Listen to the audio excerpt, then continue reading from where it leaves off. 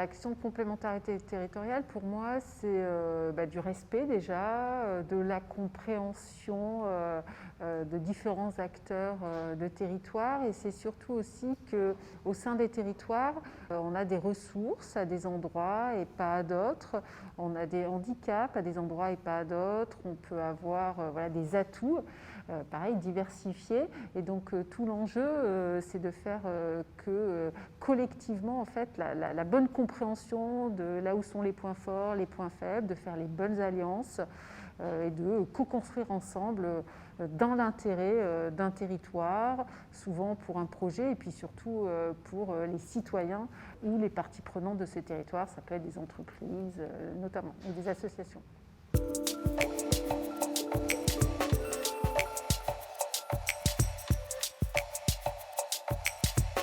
Alors l'État peut avoir plusieurs rôles dans cette complémentarité territoriale. D'une part, l'État il peut être là où il y a des trous dans la raquette, et notamment aider des territoires qui ont particulièrement des handicaps,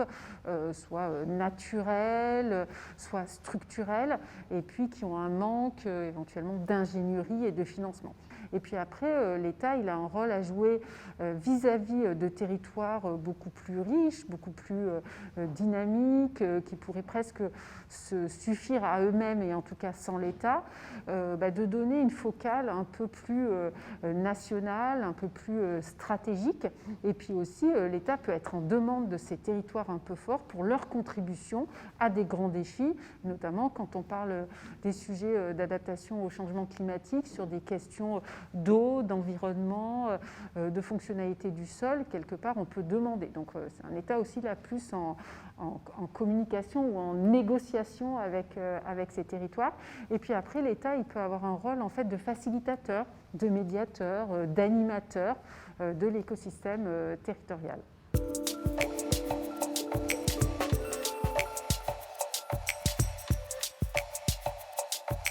La Direction générale de l'aménagement, du logement et de la nature, la DGALN, héberge en son sein le PUCA, le plan urbanisme construction architecture, en fait, qui porte des programmes de recherche et de recherche-action qui nous alimentent au quotidien. C'est important d'avoir la recherche, elle nous donne un peu le coup d'avance, elle nous permet de la prospective, elle est dans le temps long qu'on n'a pas toujours dans l'administration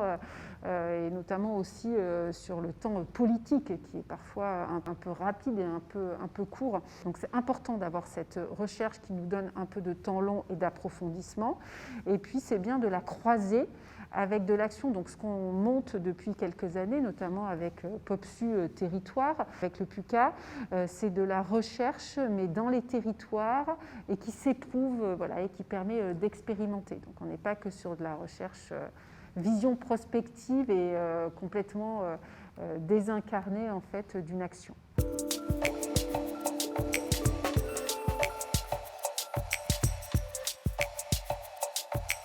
La crise sanitaire que l'on vit, et puis qui se double d'une crise à la fois sociale et économique, très clairement, je pense pas qu'elle vienne bouleverser les grands fondamentaux et ce qu'on avait à faire, mais en tout cas, à mon avis, elle accélère le besoin de complémentarité territoriale. On voit bien que les enjeux territoriaux, notamment de capacité d'innovation et d'action dans les territoires, de complémentarité, de solidarité territoriale, sont aujourd'hui essentiels pour répondre à des grandes crises de ce type. Donc ça, pour moi, vraiment une forme d'accélération sur ces sujets-là.